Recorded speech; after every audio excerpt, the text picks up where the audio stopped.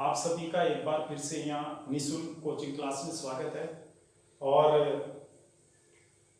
Current affairs की series जारी है। इसके तहत हम आज एक नया टॉपिक लेकर आए हैं और रिया चक्रवर्ती जो कि बॉलीवुड की एक प्रसिद्ध अभिनेत्री हैं और कई दिनों से उनका मामला चर्चा का विषय बना हुआ है। तो यहाँ पर जो प्रतियोगी परीक्षाएं हैं उनमें भी करंट अफेयर्स के एक टॉपिक के रूप में इससे संबंधित क्वेश्चंस आपसे पूछे जा सकते हैं। तो यहाँ हम रिया चक्रवर्ती के मामले की संक्षेप में चर्चा करेंगे और केवल उन्हीं बातों पर फोकस करेंगे जिनसे संबंधित क्वेश्चंस या जिनसे संबंधित बातें हमें एग्जामिनेशन में पूछी जा सकती है। तो देखो, भारत की संसद ने 1985 में एक कानून बनाया था, एक अधिनियम बनाया था। उसका नाम है, उस अधिनियम का क्या नाम है? NDPS act 1985। NDPS act 1985। अब इसकी फुल फॉर्म देखेंगे क्या होती है। तो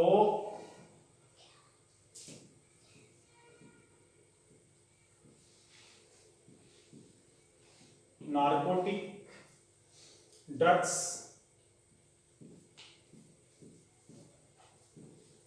and psychotropic PS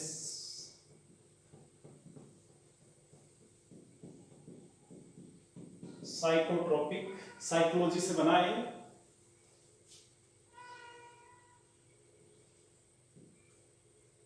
substances act 1985। क्या हुआ ये? Narcotic drugs and psychotropic substances act 1985। Narcotic का मतलब होता है नींद लाने वाली, नारकोटिक ड्रग्स जो है नींद लाने वाली दवाइयां या पदार्थ, ऐसी दवा जिससे इंसान को नींद आ जाती है, जिसे नींद नहीं आती है, नींद लानी हो कि साहब मुझे नींद नहीं आ रही है, तो उसे कहते हैं नारकोटिक ड्रग्स।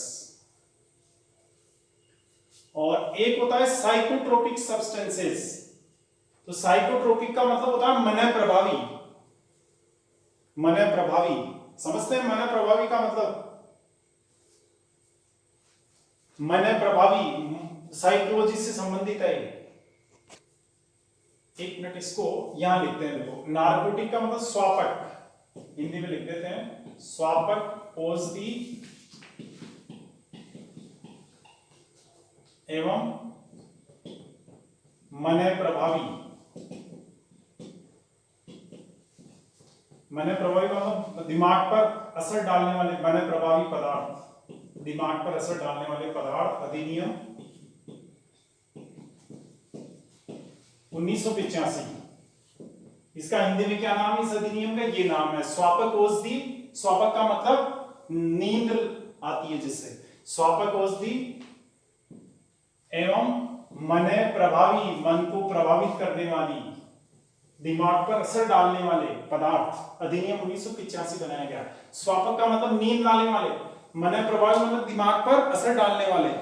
अब मन प्रभावी स्वापक में क्या आएगा? मन, इसमें नींद में कौन कौन सी दवाइयों से नींद आती है या नशा आता है, मदहोश हो जाता है आदमी को, उसको मतलब खुशी होती है, सब कुछ गम भुला देता है। जैसे कोकीन, कोकेन भी बोलते हैं इसको, कोकेन, मार्फिन, हेरोइन, ये गांजा वगैरह, ये सभी है, ये सभी आते हैं इसमें। और इसमें आते हैं जैसे आपके, ये है मन प्रभावी में आप चलेंगे तो जैसे अल्प्राजोलम, अल्प्राजोलम आपके घर वाले लेते हैं। आपके घर में जैसे बुजुर्ग है ना कोई, तो उनको नींद नहीं आती तो अल्प्राजोलम देते हैं। नींद इनसे भी आती है, मन प्रभावी ये भी दिमाग पर असर डालती है। जैसे बुजुर्ग आदमी होता है ना, मान लो 80 साल का कोई आदमी, 70 साल का कोई व्यक्ति, नींद नहीं आती, 70 बातें दिमाग में घूमती रहती है कि मेरे बच्चे का क्या होगा, इसका विवाह नहीं हुआ, कब सगाई होगी, नौकरी नहीं लगी, इसका क्या होगा मेरे मरने के बाद, मैं मर गया, अभी तो मुझे पेंशन मिलती, बाद में इसका क्या होगा, ये सब भूखे मरेंगे, वो टेंशन में रहता है। तो अल्प्राजोलम एक दवा होती है जिससे नींद आ जाती है, ये सारी चीजें भुला देता है ना। एक MMND होता है,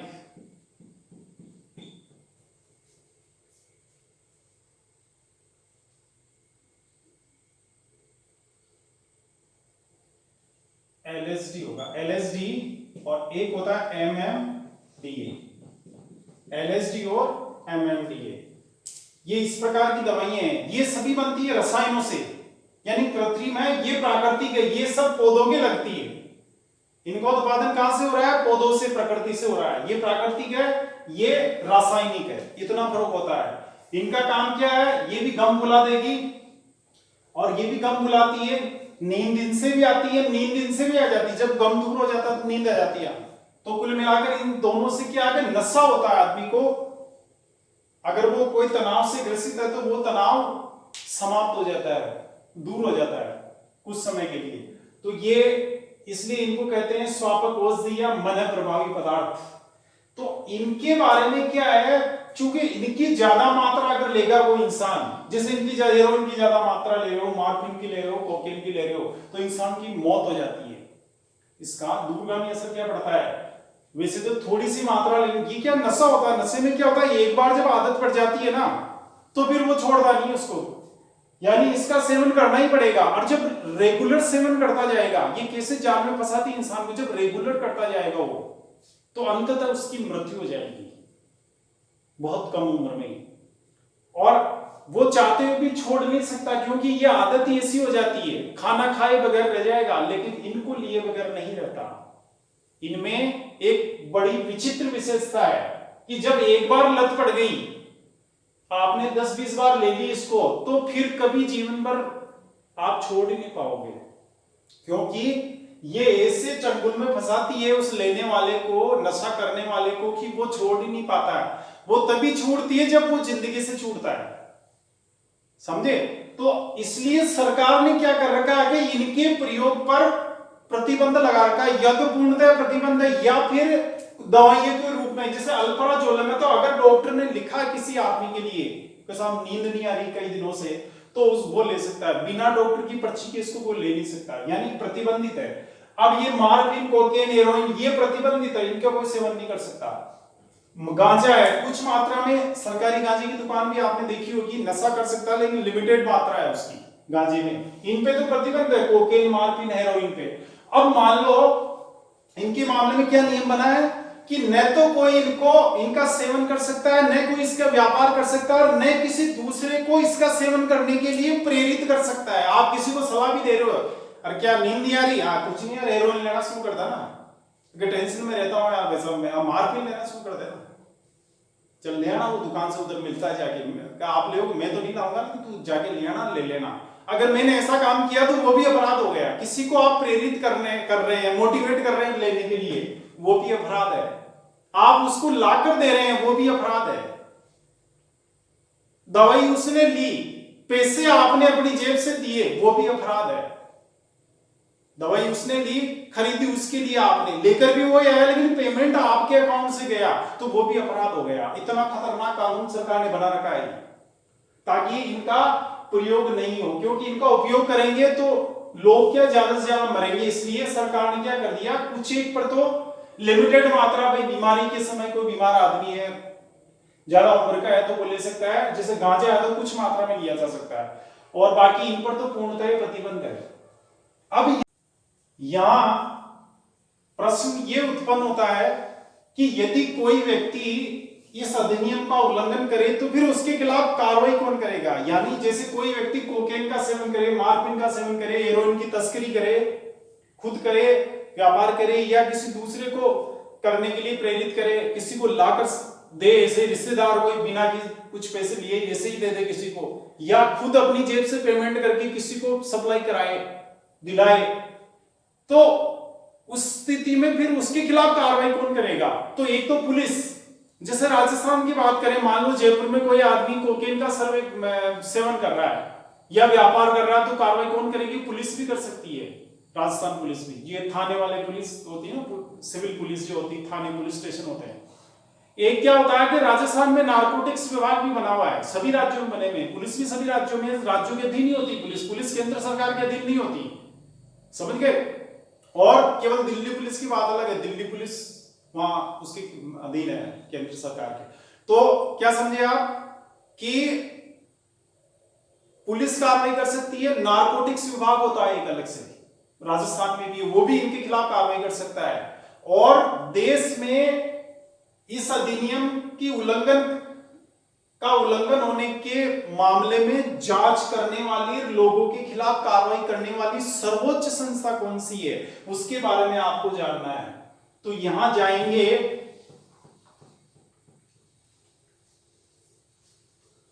एक नाम सुना होगा आपने, मीडिया में बहुत ज्यादा चर्चित रहा है, एनसीबी।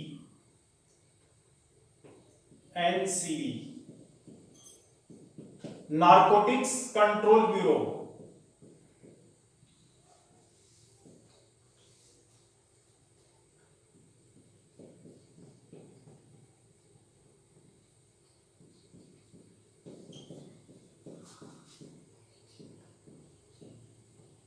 नारकोटिक्स कंट्रोल ब्यूरो, ये भारत में एक ही है। अच्छा, इसका मुख्यालय कहां है?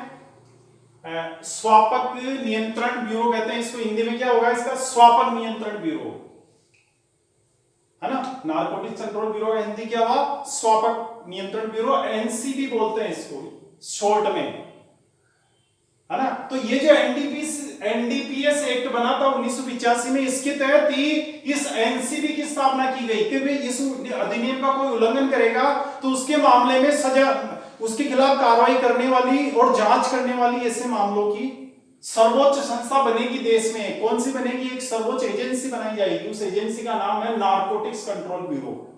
एक ऑफिस है जो दिल्ली में, इसका मुख्यालय। अब इसका मुख्यालय आपको आना चाहिए, मुख्यालय नई दिल्ली।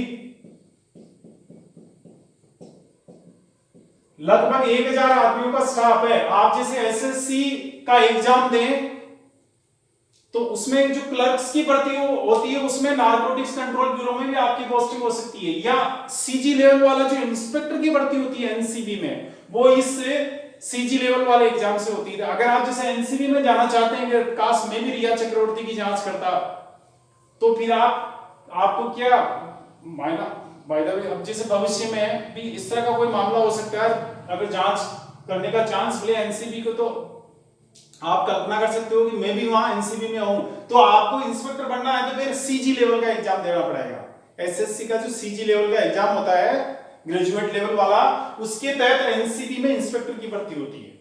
तो यहाँ पे मुख्यालय इसका नई दिल्ली में है और 1000 लगभग का स्टाफ है इसका, और इसकी स्थापना 1986 में हुई थी। अब आपसे वैसे सन नहीं पूछा जाएगा, मुख्यालय पूछा जा सकता है एग्जाम में, फुल फॉर्म पूछी जा सकती है। नारकोटिक्स कंट्रोल ब्यूरो क्या है? वैसे है क्या? ये सर्वोच्च संस्था है, इसकी नारकोटिक्स के मामले में जांच करने वाली और कार्रवाई करने वाली। इससे बड़ी कोई पुलिस नहीं है, यानी ये एक तरह की पुलिस है ये, और पूरे भारत में एक ही है ये। इसके वैसे जैसे ब्रांचेस वगैरह तो हैं अलग अलग जगह, लेकिन मुख्यालय है वो दिल्ली में है, नई दिल्ली में। तो ये एनसीबी क्या करती है? जो बड़े मामले होते हैं ना, बहुत ज्यादा कॉम्प्लिकेटेड मैटर होते हैं, जटिल मामले होते हैं, उलझे हुए मामले होते हैं, उनकी जांच करता है एनसीबी। और फिर जो आरोपी होता है या जो संदिग्ध होता है या जिसने अपराध किया है उसको गिरफ्तार करता है, कोर्ट में पेश करता है। तो एनसीबी की स्थापना की गई 1986 में। वो इस अधिनियम की रक्षा करने वाली सबसे बड़ी एजेंसी है। अब रिया चक्रवर्ती के मामले में क्या हुआ? उसको किसने गिरफ्तार किया? एनसीबी ने। आपसे एग्जाम में पूछा जा सकता है कि रिया चक्रवर्ती को किसने गिरफ्तार किया? ऑप्शन में आएगा आपके Mumbai police, Bihar police, CBI या सीआईडी भी हो सकता है, और एक होगा एनसीबी। तो आपको याद रखना है एनसीबी। रिया चक्रवर्ती को किसने गिरफ्तार किया? नारकोटिक्स कंट्रोल ब्यूरो ने। एक बात हो गई। दूसरी बात,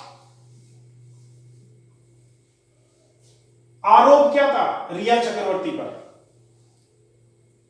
यानी रिया चक्रवर्ती को गिरफ्तार क्यों किया गया? कि उसने एनडीपीएस एक्ट 1985 का उल्लंघन किया। यानी रिया चक्रवर्ती के गिरफ्तार होने का जो गिरफ्तार किया गया, कौन से अधिनियम के तहत गिरफ्तार किया गया उसे? NDPS act 1985। ये याद रखेंगे, आपके एग्जाम में पूछा जा सकता है। वैसे उसकी 6-7 धाराएं करीब लगाई थी, 21 वाली 29 और इससे की धाराएं हैं, लेकिन धारा आपसे नहीं पूछी जाएगी। आपसे इतना ही पूछा जाएगा कौन से अधिनियम के तहत रिया चक्रवर्ती को एनसीबी ने गिरफ्तार किया, तो एनडीपीएस एक्ट 1985 के तहत वो अरेस्ट हुई, है ना। रिया चक्रवर्ती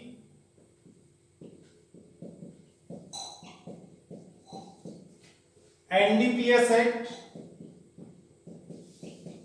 1985 के तहत गिरफ्तार,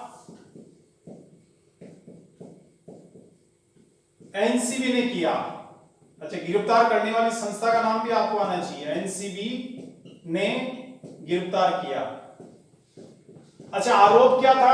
आरोप ऐसे एग्जाम में नहीं पूछा जाएगा, लेकिन मैं आपको बता देता हूं समझने के लिए। उस पर यह आरोप लगाया एनडीपीएस इसने, एनसीबी ने, कि आपने सुशांत सिंह राजपूत को ड्रग्स लेने में सहयोग प्रदान किया। कैसे?